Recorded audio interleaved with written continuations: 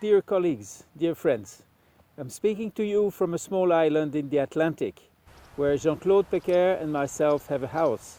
And we meet here often, and there's a lot to tell, and our favorite topic is the IAU and the history of the IAU. And Jean-Claude has a lot of stories to tell, which I hope you will enjoy. So now I leave the floor to Jean-Claude. Merci Thierry, merci. Guten Tag, good afternoon.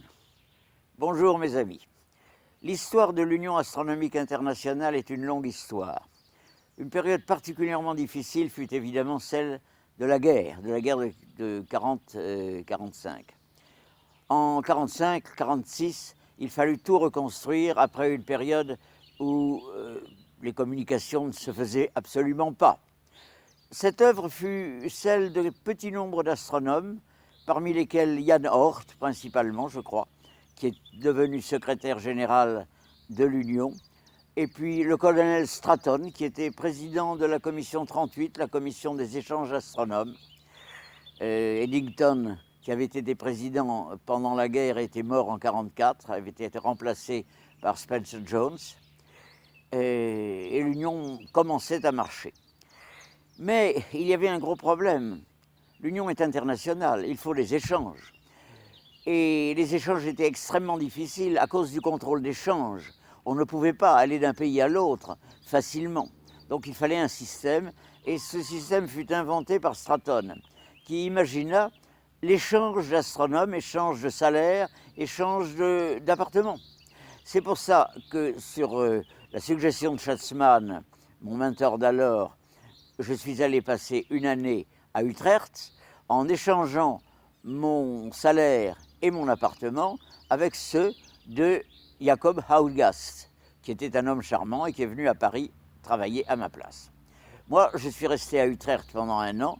C'était une année merveilleuse d'apprentissage avec Marcel Minart, qui fut pendant toute ma vie un maître respecté et aimé. L'année suivante, ce fut la même chose. Je fis un échange avec Mogens Strutjebin au Danemark, et je suis allé travailler avec Bengt Strömgren pendant quelques mois également. Ce fut également une période magnifique où j'ai appris énormément de choses. Ceci dit, l'Union astronomique, c'était en quelque sorte un dieu tutélaire, mais dans les années suivantes, je n'ai pas eu beaucoup de rapports avec l'Union. Je vais y revenir en anglais, si vous le permettez. Let me shift to English now. Time is passing. Dublin, Rome. Well, Rome was a very interesting meeting. I went there, it was in 1952. I went there after the eclipse, solar eclipse, which occurred in Khartoum in February 1952. We had made very good observations, and we came to Rome with a lot of things to say to our colleagues, solar astronomers. I made a speech at the Commission 13, of which the president was Donald Menzel, and Donald Menzel found that my speech was rather interesting, so he invited me for the following year to United States, and more specifically to Boulder, where the HAO, High Altitude Observatory, was developing very beautifully under the directorship of Walter Roberts. So I made that speech, and that was my real first contact, active contact with the IAU, but I was known at that time. 1952, Rome. 1955, Dublin. 1958, Moscow.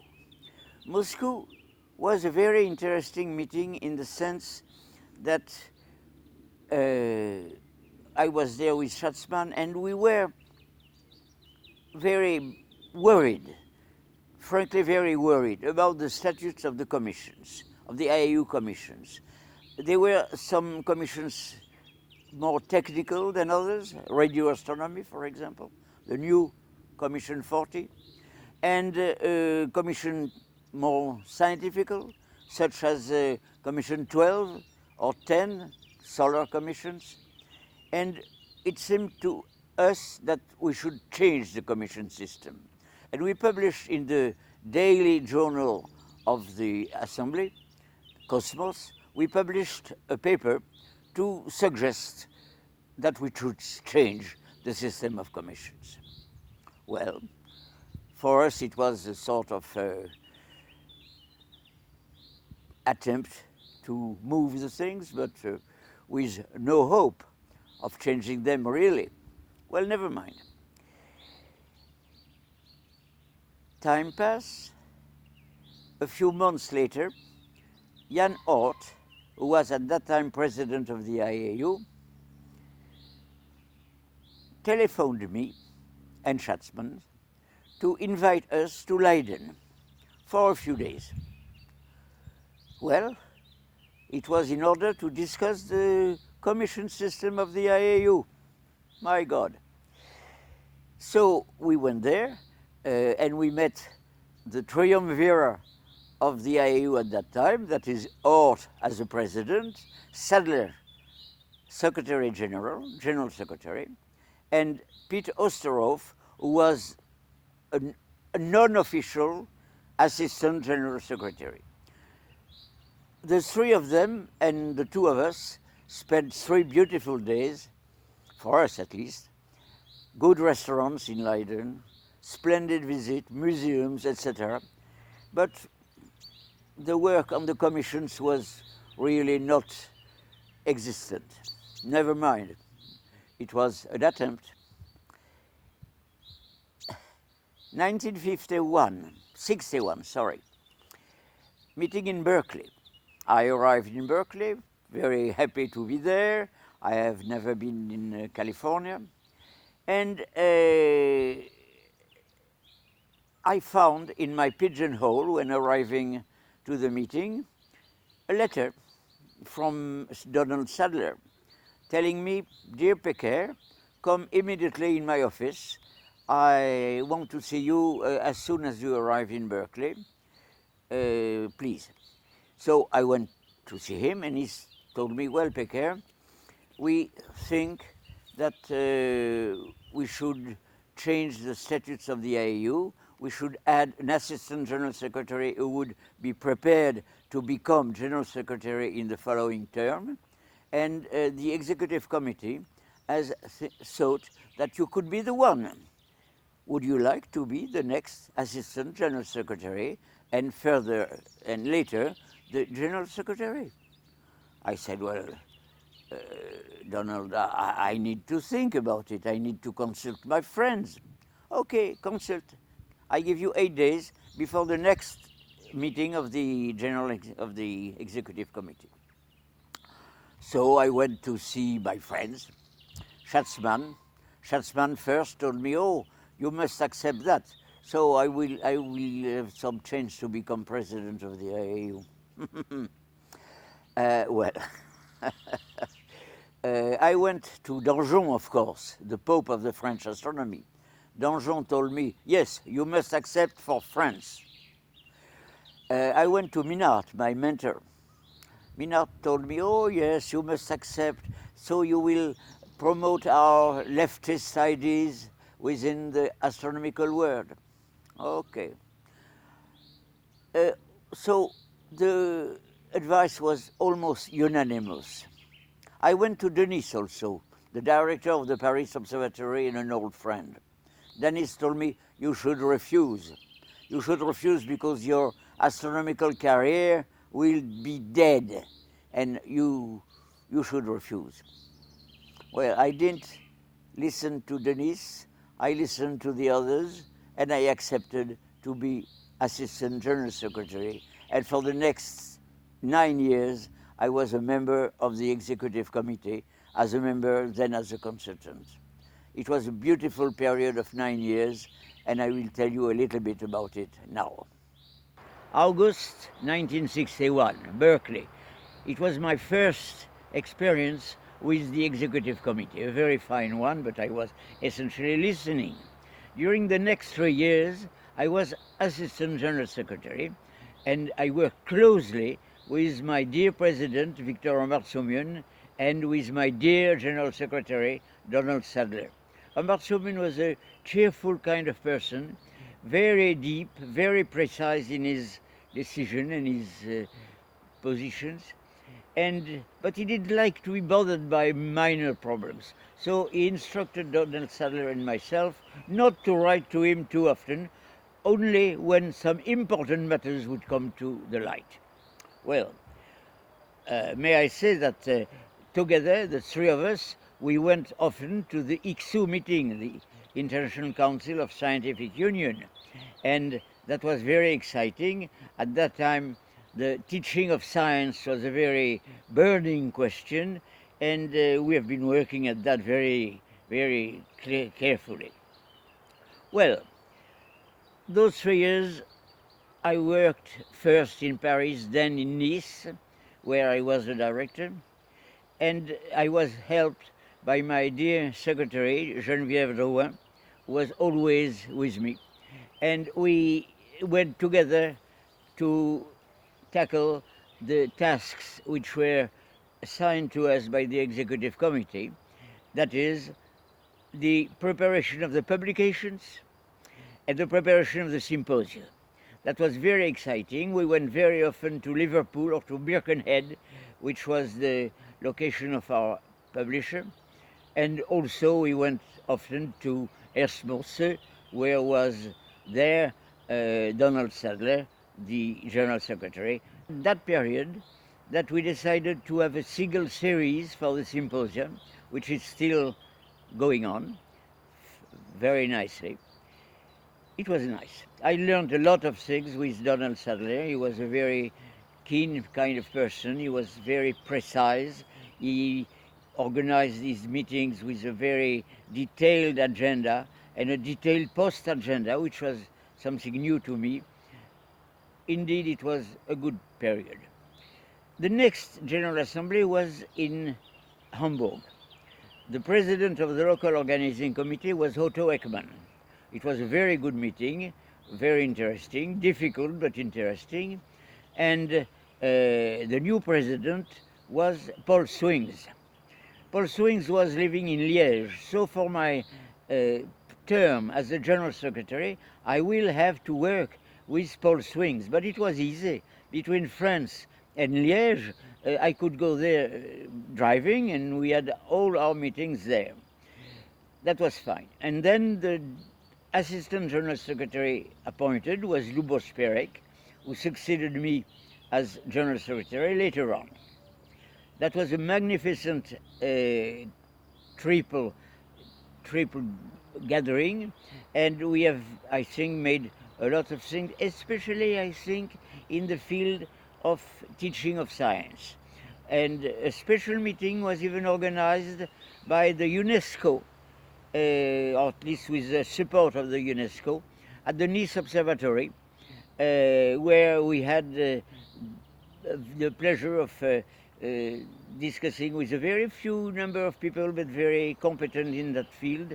And it came out that the UNESCO has been going into a policy of helping science teaching very much. That was very nice.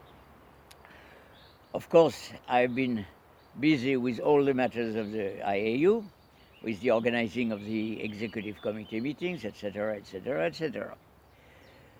During all that period, that new period of 3 years, I was considerably helped by the assistant to the Assistant General Secretary, may I say, Miss IAU, to be more precise.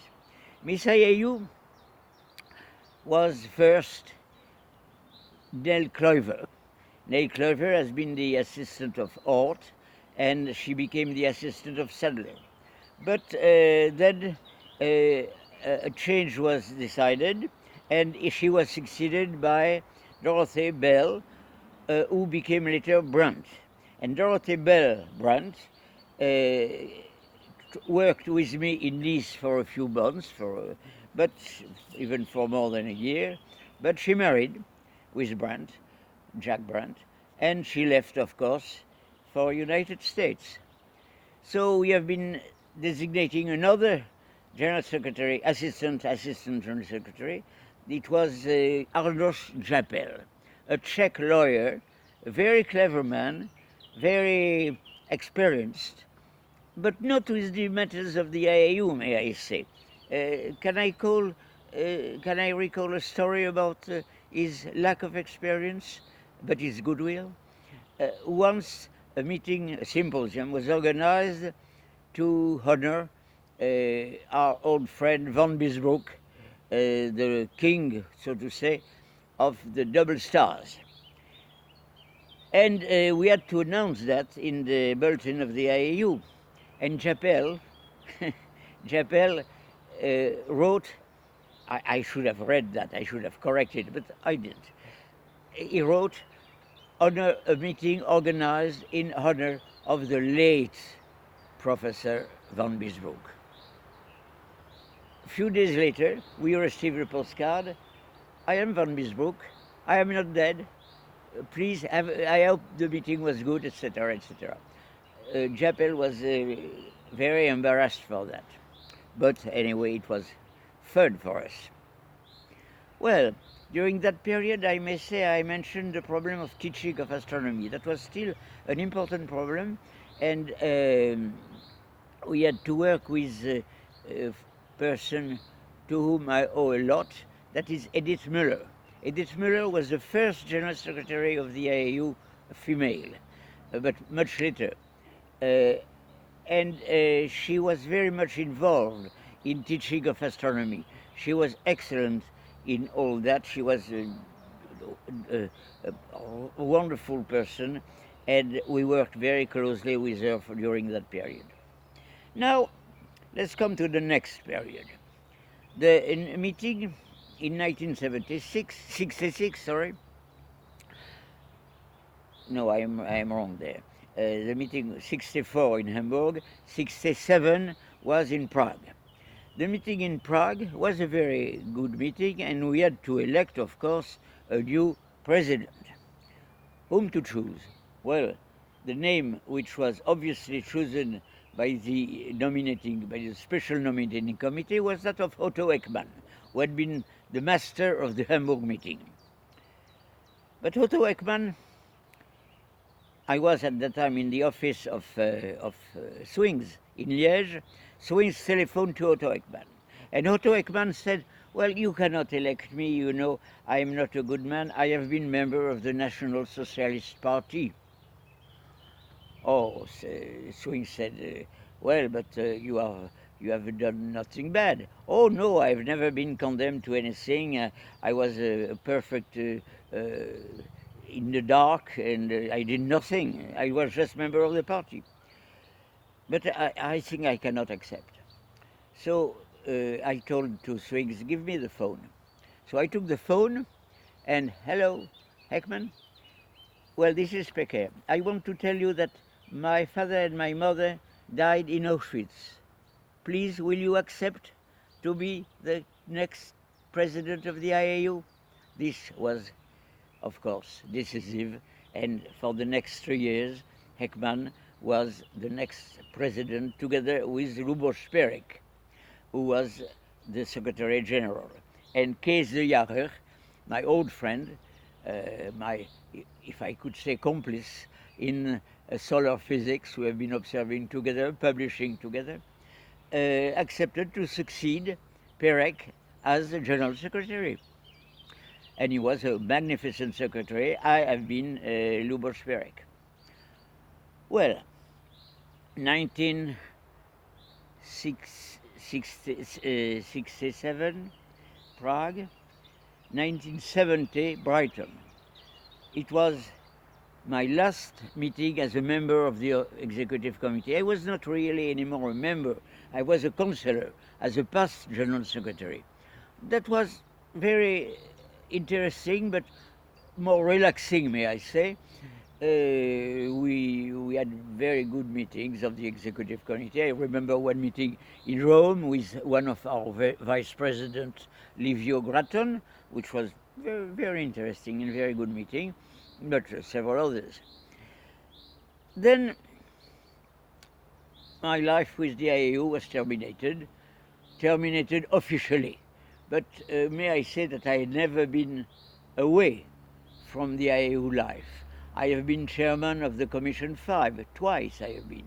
I have been chairman of the Committee for Special Nominating Committee. I've been chairman of the Resolutions Committee.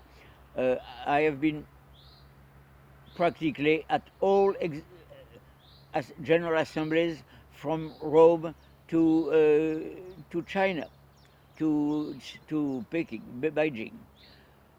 I enjoyed all these meetings. I enjoyed all my friends. And I will not say more about it except one thing. In front of me, I have many people younger than me. You are much younger than me. But I remember all my old friends, those who have been not able to come. Luboš Perek, who is in Prague, and Centenary now. He has celebrated his 100th birthday last year. De Jager, Kees de Jager, who is in his island Texel, and it's a beautiful island, may I say, where I pay a visit to him quite recently. Unfortunately, some of them are not anymore there. I mentioned Edith Müller, but many others, Paul Swiggs, Otto Ekman, and my old friends disappeared really from the IAU. But you, young people, you are there. You are the future of astronomy. You are the present and the future of astronomy. So thank you for all what you are, for all what you make, for all the works that you are performing. Hello, bye-bye, and good luck.